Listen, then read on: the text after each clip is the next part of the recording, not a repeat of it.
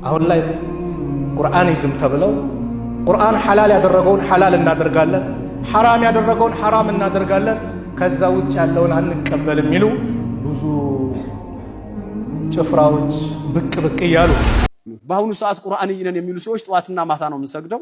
እንደውም ሰላት ሌላ ትርጉም ነው ያለው ሲለቱን በይነል ዐብዲ ወረቢሂ በአላህና በሰውየው መካከል ያለ ሚስጥራዊ ግንኙነት ነው እንጂ ጎንበስ ቀና የሚደረግ ሐረካት እንቅስቃሴ አይደለም እስከ ማለትና ሰላት እስከ መተው ደርሰዋል ሰዎች። ቁርአኒዝም ወማ አድራከ ማ ቁርአኒዝም ቁርአንን እንከተላለን የሚሉ ሰዎች መጥተዋል፣ ብቅ ብቅ እያሉ ነው።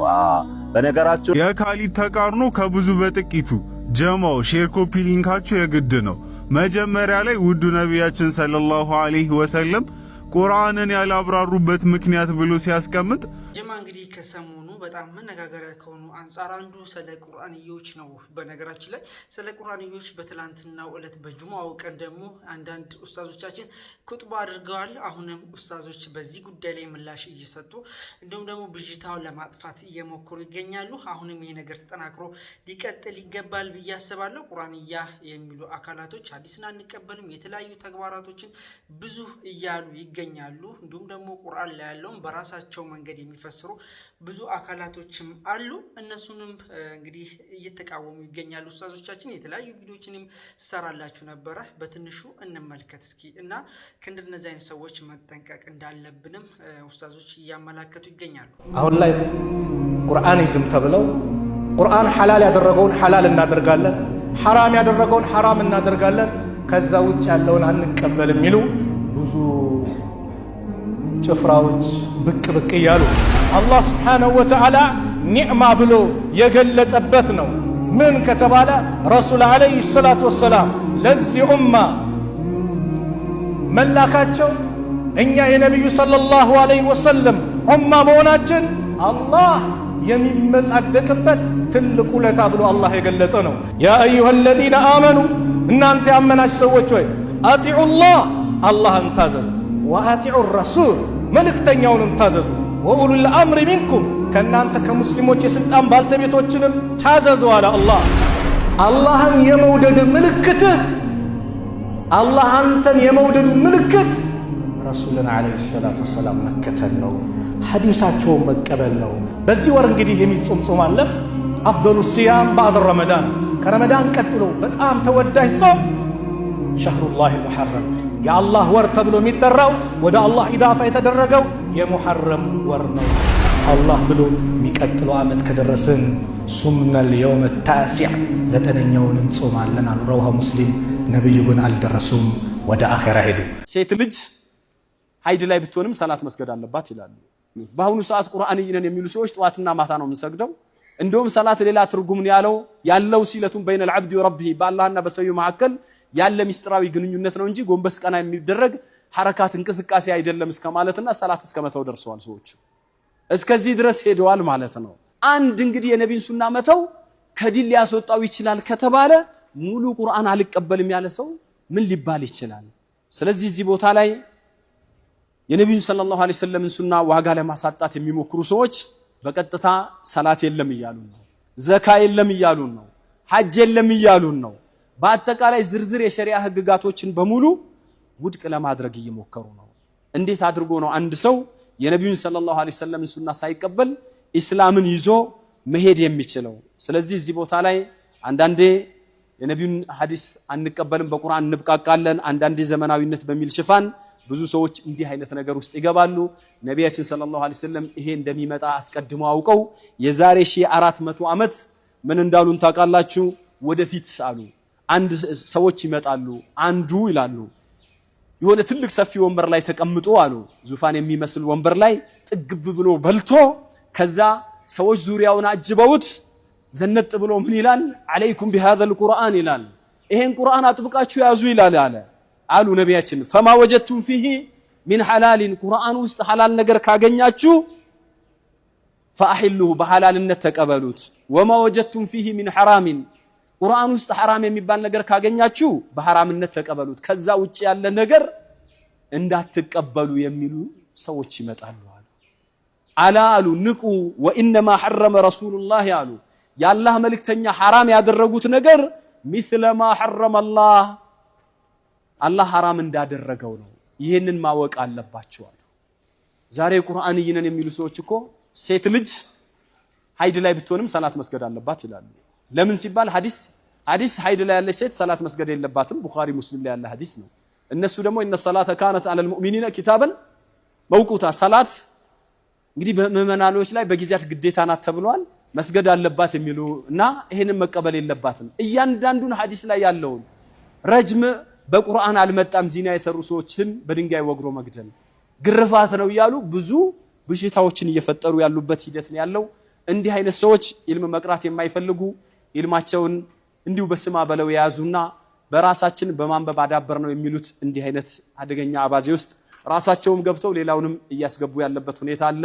ዒልምን ነቃ ብለን መውሰድ ያለብን ከዑለማዎች ቁጭ ብለው ከቀሩ ከትላንትና ከሰለፎቻቸው ኢልምን እያያዙ በቅብብሎች ከመጡ ሰዎች እንጂ ከማንም ተርታ ሰው እየወሰድን አላስፈላጊ ነገር ውስጥ እንዳንገባ ጥንቃቄ እናድርግ። ባረከ ቁርአኒዝም ወማ አድራከ ማ ቁርአኒዝም ቁርአንን እንከተላለን የሚሉ ሰዎች መጥተዋል ብቅ እያሉ ነው። በነገራችሁ ላይ ግን ቁርአንን ነው የሚኻለፉት፣ ቁርአንን ነው የሚጻረሩት። ወላሂ ሱመ ወላሂ ለምን ቁርአን የወረደው ረሱሉ ሰለላሁ ዐለይሂ ወሰለም ቁርአንን ሊያብራሩት ዘንድ ነው ማለት ነው። ሊቱበይነ ሊናሲ ማ ኑዚለ ኢለይሂም ብሏቸዋል። ለሰዎች የወረደውን ልታብራራ ነው በማለት አላህ ሱብሓነሁ ወተዓላ ነግሯቸዋል። ታዲያ ነቢያችን ያላብራሩት ቁርአን አንተ በሐሳብህ በራእይህ ልታብራራው በፍጹም አይሆንም። ወማ አታኩም ረሱሉ ፈኹዙሁ ወማ ነሃኩም ዐንሁ ፈንተሁ መልእክተኛው ይዞላችሁ የመጣውን መርሐባ ብላችሁ ተቀበሉ ያዙ ነው የሚለው። እንደዚሁም የከለከላችሁንም ተከልከሉ ይላልና ከቁርአን መውጣት የለብንም። ቁርአንን አጥብቀን ልንይዝ ይገባናል። ሱናም ከዛ ጋር የተያዘ ነው። አላ ኡቲቱል ቁርአነ ወሚስለሁ መዐሁ ረሱሉ አልአሚን ዐለይሂ ሰላቱ ወሰላም ምን ብለዋል? ቁርአንና መሰሉን ተሰጥቻለሁ ብለዋል። መሰል የተባለው ሐዲሳቸው ነው። ይሄ ለብዙ ተደራሽ እንዲሆን ኮፒ ሊንክ ሼር አድርጉታ። ወቢላሂ ተውፊቅ። የካሊድ ተቃርኖ ከብዙ በጥቂቱ ጀማው ሼር ኮፒ ሊንካችሁ የግድ ነው። መጀመሪያ ላይ ውዱ ነቢያችን ሰለላሁ ዐለይሂ ወሰለም ቁርአንን ያላብራሩበት ምክንያት ብሎ ሲያስቀምጥ ቁርአን የተብራራ መጽሐፍ ስለሆነ የሌላ አካል ማብራሪያ ስለማያስፈልገው ነው ይለናል። እንደገና ተመልሶ ውዱ ነቢያችን ቁርአንን ያላብራሩበት ሁለተኛ ምክንያት ብሎ ሲያስቀምጥ ለተደቡር በሩ ዝግ እንዳይሆን በማሰብ ነው ይለንና ከተብራራ ተደቡር እንደማይኖር ይነግረናል። ግጭት እሱ እንዳለው ቁርአን ከተብራራ ለተደቡር በሩ ዝግ የሚሆን ከሆነ ስለዚህ መጀመሪያ ላይ እንደገለጸው ቁርአን የተብራራ መጽሐፍ ስለሆነ ልናስተነትነው አንችልም። እውነታው ግን ቁርአን በቁርአን ቁርአን በነቢያችን ሐዲሶች እንዲሁም በቅደም ተከተል በሰሃቦች በታቢዮች አልፎ ተርፎም በቋንቋ ይዘቱ ተብራርቷል። መብራራቱ ውስጥ ግን ተደቡር አለን። መብራራቱ ግን እንድናስተነትነው አያግደንም። ተደቡር ወይንም ማስተንተን ማለት እንደ ጀለስ የእስልምናን የታሪክ አውድ ንቆ ወደ ጎን በመጣል የራስን ፍልስፍናና ግላዊ አመክንዮም ቁርአን ላይ መጫንም ማለት አይደለም። ወሰላሙ አለይኩም። ዑለማዎች በየአካባቢው እያስተማሩ ባሉበት ቁርአን ማብራሪያ ያስፈልገውም ይባላል። ቁርአንዮች እውነት እኛ ሀገር ላይ አሉ ወይ የሚለው ጥያቄ እንዳለ ሆኖ ቁርአንይን የሚባሉት በትክክል ማናቸው ከተባለ መነሻቸውን ማወቅ ያስፈልጋል። ቁርአንይን በኋላ ወደ ሙስሊሙ ከመጣ በኋላ የተለያዩ ትርጉም እየተሰጣቸው የእስላም አካል ለማድረግ ሙከራ በመደረጉ ነው እንጂ የቀጠሉት ቁርአንይን መነሻቸው የእስላም ጠላቶች ናቸው የጀመሩት። ቁርአንይን ማለት ምን ማለት መሰላችሁ? ቁርአን ብቻና ብቻ ነው፣ ሐዲስ አያስፈልግም። ማፈረጥና ፊል ኪታቢ ሚን ሸይ በቁርአን ውስጥ አስፈላጊ የሆነን ነገር ያልተናገርነው የለም ብሏልና ከቁርአን ውጭ ያለ የረሱል ሰለላሁ ዐለይሂ ወሰለም ተግባራቸውም ሆነ ንግግራቸውም ሆነ አይተው ዝም ማለታቸውም ሆነ አያስፈልገንም የሚል አባባል ነው። የነብዩን ብቻ እንዳይመስል የሌሎች ነብያቶችንም ስራ አልፈልግም ነው። ቁርአን ላይ ብቻ ነው የሚለው። ሁለት ነው ምክንያቱ። አንዳንዱ ይሄ ቁርአን ብቻ ነው የሚለው ሰውዬ መስሎት ነው። ከቁርአን ውጭ ያለ መመሪያ ያስቸግረኛል አይገባኝም ብሎ ተቸግሮ በቁርአን ብቻ የሚብቃቃ መስሎት ነው። ለዚህ አይነት ይሄ ችግር ላለበት ሰው አንድ ጥያቄ መስጠት ነው። ሶላት እንዴት ነው የምትሰግደው? ውዱ እንዴት ነው የምታደርግ? እስቲንጃ እንዴት ነው የምታደርገው? ጀናባ እንዴት ነው የምትታጠበው ብሎ መጠየቅ። ቁርአን ላይ የዚህን ዝርዝር አያገኝም። ሁለተኛው ችግር ያለው ማን ነው? አውቆ የሚሟገት ነው። እሱማ ኢስላምን ለማስጠላት እኮ ነው። የቁርአንን መልእክት ሊቱበይነ ሊናስ ማ ኑዚለ ኢለይሂም የተባለውን የረሱሉን ዓለይሂ ሰላቱ ወሰላም አስተምሮት ከማህበረሰቡ ጋር ለማጋጨት ለማጣላት፣ ሁለቱም ዜሮዎች ነው። ቁርአን ያለ ሱና በፍጹም አይሆንም። ሊቱበይነ ሊናስ እንዲያውም እኮ ነቢ ዓለይሂ ሰላቱ ወሰላም ቁርአንና ቁርአንን የሚመስል ተሰጥቶኛል ነው እኮ ያሉት። ኡቲቱል ቁርአነ ወሚስለሁ መዐሁ።